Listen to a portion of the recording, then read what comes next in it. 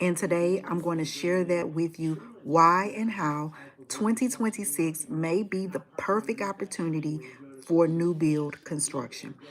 I got several screens going here, so if you see me looking different ways, that's what I'm doing here in order to get you and everyone that's watching the right information. So, as a realtor, my name is Nichelle, and I have been licensed in real estate for over 20 years. And I want to share with you that if you are thinking about purchasing a home in 2026, why it may be the right time. There are so many different things that are going on in relation to interest rates.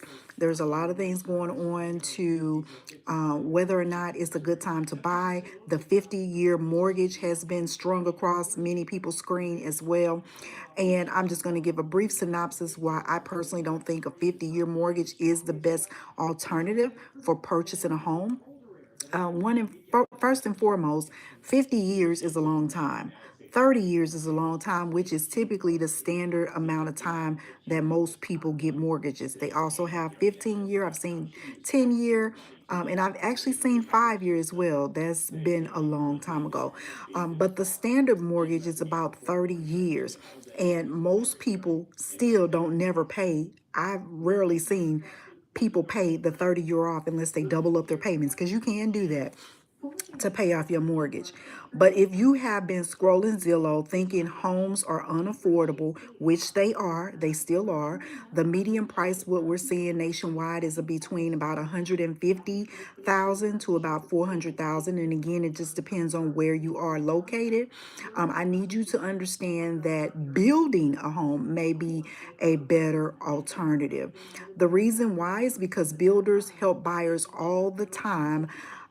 They just don't lower the price. They may disclose the price, but they don't necessarily lower it. They always add different things, different incentives in it in order to bring you in to help you close on that deal. So builders often protect the price of their area, and they do that for a multitude of different reasons. First and foremost, they have to protect the neighborhood. They also have to make sure that previous buyers there, that they don't get concerned that that prices are getting lowered, where their interest, excuse me, where their equity in their houses will be lowered as well. So buyers, they don't want to lower the price, and those are pretty much the reasons. Appraisals pretty much are geared towards within a 1 mile radius of homes that are appraised for that price that you're purchasing yours for. So a lot of builders look at that. And then lender confidence. When lenders are confident to lend in a certain area for a particular reason, it's because they see that there is value there. They see that there is consistency there, and they see that lenders or people are buying in that neighborhood. So, a lot of times, what we see is that strategy when purchasing a home is so key and so important. Basically, buyers who focus only on price really miss the negotiation strategies that you can utilize. Smart buyers, as I stated, they don't negotiate price, they negotiate terms. And so when you are working with a realtor, it's important to get somebody who understands the business of real estate.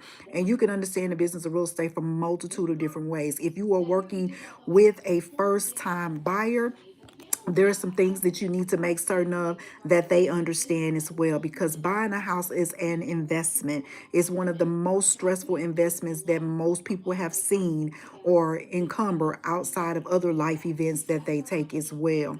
And so when buying a home, you want to make sure that you have a qualified person to be able to assist you. Hey, Piper, to be able to assist you through the process and the strategy, because if not, then you can find yourself underwater in certain instances. A lot of times builders, they'll pay thousands to buy down your interest rate. Lenders do that as well sometimes, the buy down rate. So make sure you work with a lender who understands what the buy down rate is, because if you're working with a builder, they will encourage that as well, especially to get you the best price that you're probably seeking. And so there are plenty of rate incentives that you can utilize as well. But it's important to get with a licensed mortgage broker or lender to be able to go through that with you as well. Builders typically will cover your title, lender fees, and escrows. Why is that important? Because those things can be very, very expensive. Okay. And so the thing is that when you're purchasing a house, obviously you want to come out of your pocket with the least amount as possible. However, you have to be mindful that everybody has some fees. The buyer has fees, seller has fees, and if you're purchasing a brand new home, the builder has fees as well. And so buyers prefer to do this because it can range in any price. Again, depending on where you are, I've seen closing costs range anywhere from 2,000 all the way up to about 30,000. So it really just depends on the price of the house and then how much it costs to close on the deal. Builders prefer to pay for those fees because literally it doesn't change the price of the house, but it keeps the comps that are in the area strong as well. And it also helps buyers close quicker. And so when you are purchasing a home, you should always look at the incentives that are available for the buyer. If you have a licensed realtor working with you, it's important to see, they typically will tell you the types of incentives as well that are available. A lot of times people think, well, you don't have to work with a realtor when you are purchasing a home. I always tell people it's important to always have representation because as a licensed realtor, we can negotiate things that typically you may not understand, or that if you're by yourself, they will not acknowledge them, or, per se of that matter. Builders have realtors. You should have a realtor as well, because majority of the time, the people that you go in there to see the house with, that is their representation. That is their realtor. And it doesn't make sense, which is dual practice, when they're representing you and they're representing you as well. They're representing the builder and they're representing you as well. And so when you think about it, they don't necessarily have your best interest at heart if they're representing the builder and they're representing you.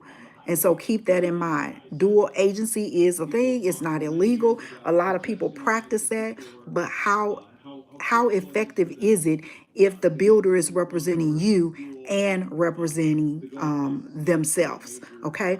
And so they won't necessarily, for the most part, have your best interest at heart. And so most buyers lose builders incentives because they walk in unrepresented. If you walk in a place or area that's building homes, they rarely ask, do you have a realtor? Before you put your name on that dotted line, I would hire a realtor. Again, because as I stated, they have representation. You should have representation as well. Free upgrades that typically aren't really free. So I built a home about 22 years ago. And at that time, I was just learning the facets of real estate, and then as far as new build, construction, and things of that nature. If I knew then what I knew today, I would have done a lot of things different. After being in my home for a certain amount of period of time, we start to see a lot of infractions, a lot of stuff that wasn't done correct. And if I had known, I would have probably added more things to it.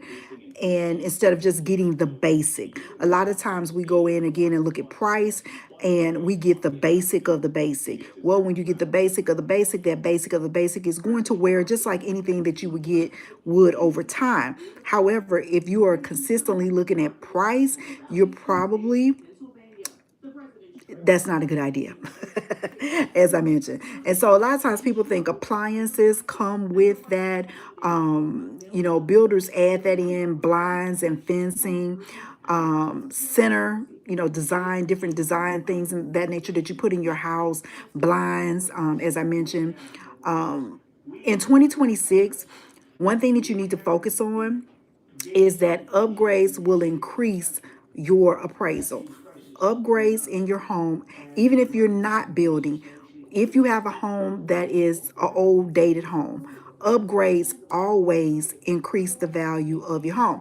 But you don't necessarily want to over upgrade your home because it could be devalued based upon what's in the neighborhood.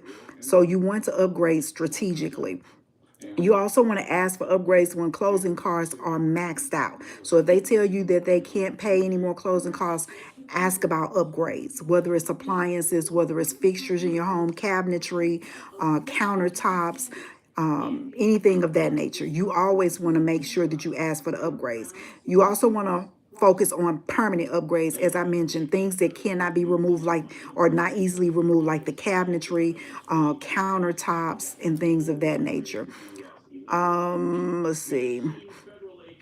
So 2026 is really going to be a good year for real estate. I'm really optimistic as a realtor, that is going to be, and it's just based upon what we've seen come across, because rates are decreasing right now. There are so many incentives for first-time home buyers, so don't ever leave those out. There are different programs that are in your area for first-time home buyers. You can check them out, and your realtor should know about that as well. Any type of first-time home buyer programs are out there. Don't forget about the buy down, because that is a big deal. Let's see, some other things. And so again, pricing is so important, and you want to look at the long term versus the short term. That will suffice well with you over time. And so a lot of times, incentives will vary by community, the phase that the home builder is in. Like if they're in the beginning phase, obviously they're going to throw the kitchen sink at you and have so many different upgrades that are out there that are available. And as they begin to sell and as the lots become full, less and less will become available. And it also depends on their sales goal, how they want to compare themselves to other houses in the neighborhood. And also, when you're going online, I don't care what anybody says, AI will never take the place of a human person. And I truly like AI. I truly believe it's an added benefit to whatever profession we do, but it still is not going to take the presence of working with someone face to face. Work with a licensed realtor, because no matter what, AI still makes mistakes. And so if you're going online trying to find a house, that's good to kind of get some insight. First and foremost, get approved for a home loan so you'll know how much you can afford, so you're not out here on the goose chase with yourself or the agent. Make sure you know what you're approved for, that it is in your budget, that you can afford it, so you don't be house rich and poor. And once you analyze that, then you are able to go hire a realtor. And so, last but not least, I want you to understand that if you are a first time home buyer or you are relocating to a new area, a different area, think about new construction, because for years people have thought it's been out of reach. People think it's so expensive for new build, when it actually can sometimes be less than purchasing a home that already exists. And so new construction is not out of reach. Builders don't lower their prices, they lower their payments. And so it's really some great incentives out here right now. So if you are in Georgia or Missouri, we at Triad Realty Group can help you, and we can help negotiate incentives for you for the long time in the purchase of your home. Okay, Leslie has a question. How much do I need to buy a new home? Well, Leslie, that really depends, because you your what you approve for is based upon what you make, how much gross income you make, and then they average that on to your debt to income. Your debt is how much you owe, income is how much you make. They subtract that, and then based upon that, I always advise people to think about the 30% rule. And that 30% rule is don't spend more 30% of what you make. And you can attribute that to household income as well, and to debt too. So there's a lot of incentives out there. Just keep in mind that as I mentioned, building, it can be a scary process. It is a long process for the most part. Most new build construction, a right well build construction, can take anywhere from three months to about 6 months. And there's always opportunity out there for everyone.